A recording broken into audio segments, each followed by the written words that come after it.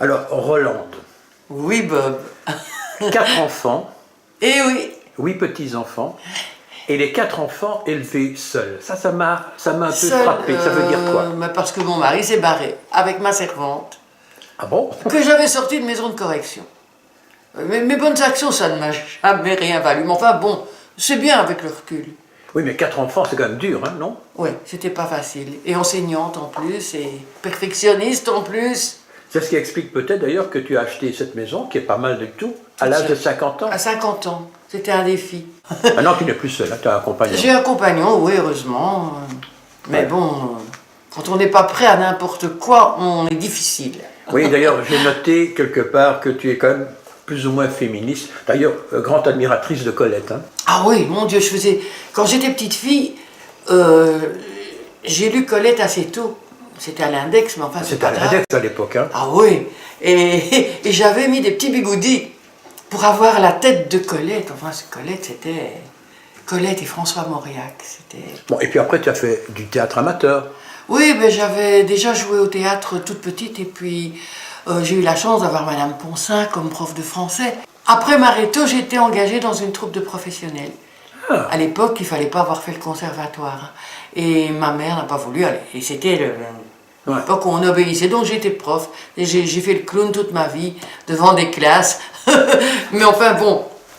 Et puis, j'ai joué dans une troupe à Tournai qui n'existe plus. C'était Éveil et Espoir, une troupe non patoisante, où j'ai eu la chance de jouer J'y suis, j'y reste. Ah. J'adorais cette Dans quel pièce. rôle? Le rôle de la bonne femme qui débarque de son bistrot des Halles pour récupérer son identité. Et curieusement, la fille qui devait faire le rôle était plus jeune que moi, mais elle était moins speed. Voilà. Mais alors, j'ai noté aussi, ça j'ai trouvé très curieux, que tu étais bleu de Napoléon. Alors là, Oui. et que tu te prenais pour Joséphine de Beauharnais. Oui, et j'ai Enfin, mais comment ça se fait que- j'ai joué un petit peu Joséphine dans une des pièces de Philippe Danvin, justement, sauf Oui. avec mon fils en Napoléon. Mais pourquoi est-ce que tu es bleu de Napoléon? Mais je pense, je ne sais pas, j'ai eu une réponse à un moment donné où j'ai rencontré une médium qui m'a parlé de mes vies antérieures. Mais j'étais pas Joséphine, hein. Malheureusement, C'était quoi? j'étais blanchisseuse Ah. pendant les guerres napoléoniennes et j'étais une femme légère. Ouais, depuis, j'ai pris du poids. Et bon, elle avait abandonné ses enfants, moi j'ai élevé seul les miens et puis je me suis occupée, j'étais enseignante, donc Ouais. s'il y a des défis à relever... Bon, alors, tu t'es mis à écrire.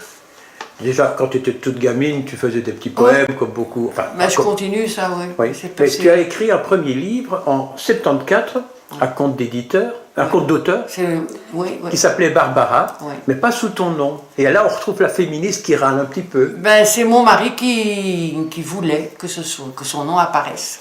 Tu as pris ça comment à l'époque? Ben, comme il payait. C'est-à-dire? Ben, c'est lui qui payait l'impression du livre. Bon, ben, si j'ai fait des dédicaces, etc., mais j'ai jamais eu un franc de droit d'auteur. Hein. Et la maison a fait faillite, c'était la pensée universelle. Oui, c'est ça, j'ai vu. Et alors, tu as commencé par 2 romans, enfin, appelons ça des romans, Jeanne, dont on a quand même un petit peu parlé, et puis le boiteux de Gratebourg, c'est bien Oui, ça? Jeanne, oui. Jeanne, qui est un roman jeunesse. Oui.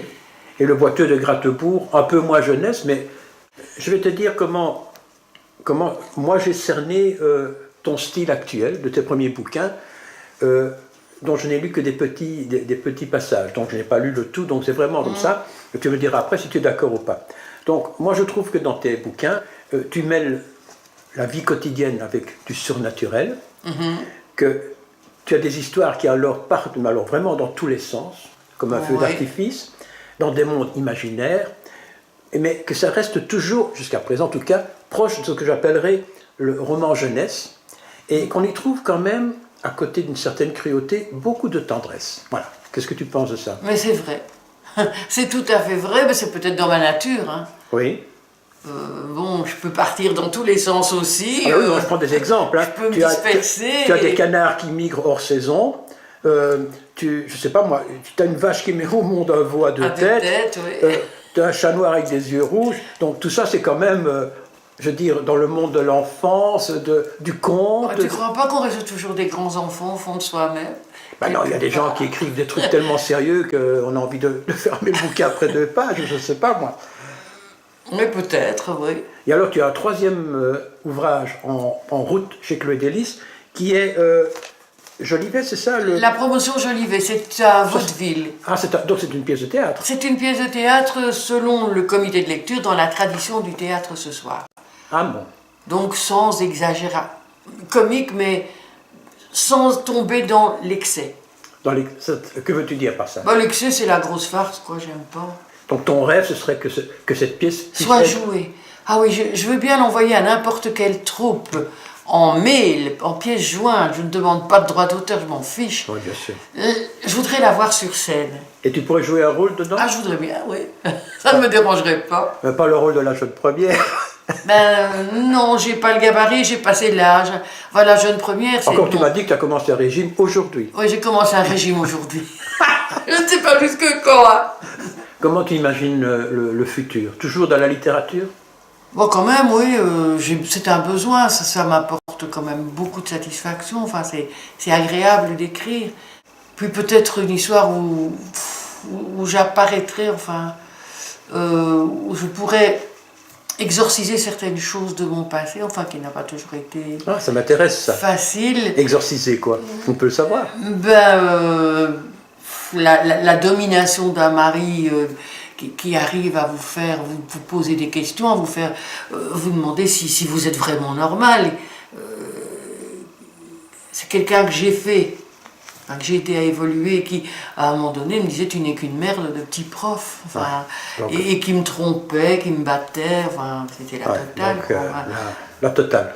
Oui, là c'est encore assez dur à exprimer par écrit. Ton compagnon est très différent, sans doute. Ah, oui. Oui. Oui.